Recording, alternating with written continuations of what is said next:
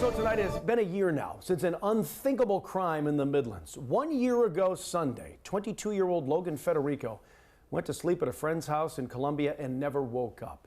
She was shot and killed during a home invasion by a man with nearly 40 prior criminal charges on his record, and he'd served just a little more than 600 days in prison across a decade for that.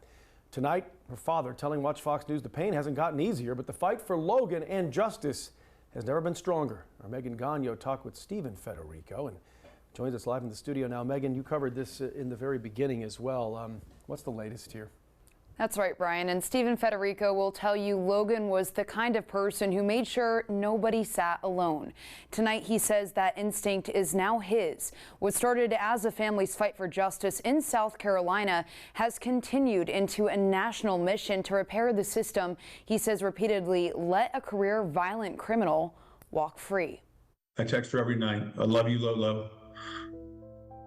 Good night. I'll talk to you tomorrow. Steve Federico says his daughter lived boldly, loved fiercely, and according to everyone who knew her, never hesitated to stand up for the underdog. Logan was 22 years old, a student at South Piedmont Community College, working 2 jobs and chasing a dream she had only just discovered, teaching. But what Steve remembers most is a girl who led with kindness in every room she walked into. I think she wanted to bring peace and joy to people and did whatever she could to include all that in people's lives. She just had an incredible sense of care for people. This is from her.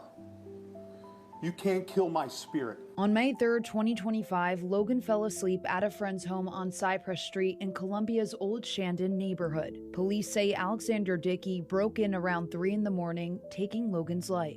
She was 5'3". She weighed 115 pounds. Bang! Dead. Gone. Why? Because Alexander Devontae Dickey, who was arrested 39 goddamn times. Steve has carried Logan's name into hearing rooms beyond South Carolina's borders, sparking national conversation around judicial reform. There'll never be a healing point, but there'll be a point where there's nothing but positive things that come out of this. That's such a tragedy that didn't need to happen. It was such a systemic failure in the worst way that we have to force change. 365 days later, Logan's spirit is still very much alive, and so is her father's fight. You know, there's a lot of cardinals that I see, and they hang out in my backyard, and I like to think that she's telling me to push on, Dad. Now, Alexander Dickey remains in pretrial confinement without bond.